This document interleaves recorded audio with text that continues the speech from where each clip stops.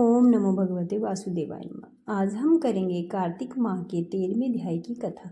देव ऋषि नारद जी बोले, जलंधर इस बात को सुनकर क्रोधित हो दैत्यों को साथ लेकर चल दिया। चलते हुए उसको शुक्र दिखाई दिए।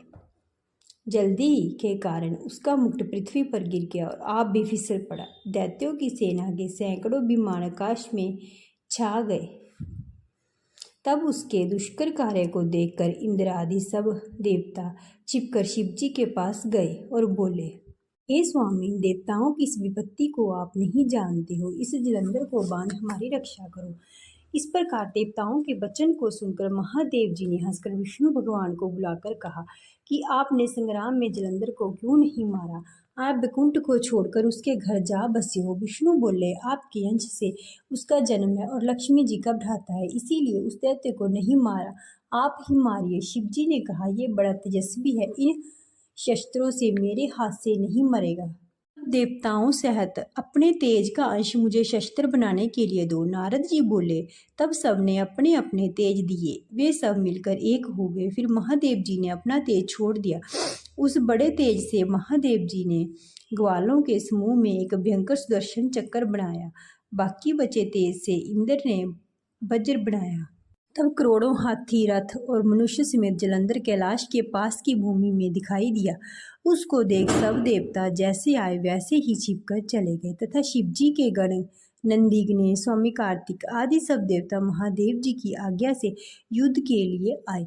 फिर कैलाश के पास की भूमि में देवताओं और दैत्यों का अस्त्र शस्त्र से पूर्ण युद्ध हुआ। वीरों को प्रसन्न करने वाले भेरी, मृदंग और शंख तथा हाथियों और घोड़ों, रथों के शब्दों से भूमि कांपने लगी। शक्ति, तोमर, बाण, मुसल, फरसा आदि शस्त्रों से आकाश भरा हुआ था। मरे हुए रथ, हाथी, घोड़ों से पृथ्वी की ऐसी शोभा हुई जैसे वज्र से पर्वतों के शिखर गिरे हों। युद्ध में मारे गए दैत्यों को संजीवनी द्वारा शुक्राचार्य जी बार बार जिलाने लगे। उसको देखकर देवों ने शिव जी के पास जाकर शुक्राचार्य का सब चरित्र सुनाया। तब महादेव जी के मुख से भयंकर कृत्या निकली, जिसकी ताड़ वृक्ष के समान जांग, गुफा के समान मुख है।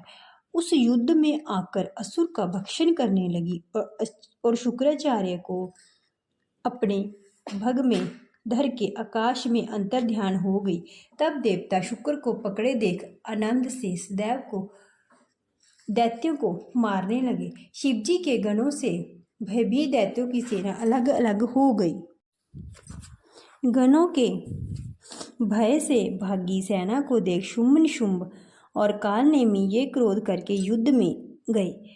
वर्षा के बादलों की तरह इन तीनों ने बाणों की वर्षा कर शिवजी की सेना को घेर लिया। फिर दैत्यों के बाणों के समूह से टिड्डी दल की तरह आकर उनको घेर लिया और गणों को कंपाने लगे। सैकड़ों बाणों से घायल हुए गणों के शरीर से रुधिर बरसने लगा। तब फिर गिरे हुए वे सब गण तितर बितर होकर युद्ध छोड़कर भाग गए। फिर नंदी, गणेश, स्वामी कार्तिक ने अपनी सेना को भागी हुई देखकर क्रोध करके वेग से दैत्यों को रोक दिया। ओम नमो भगवते वासुदेवाय नमः। इति श्री 14 अध्याय संपूर्ण।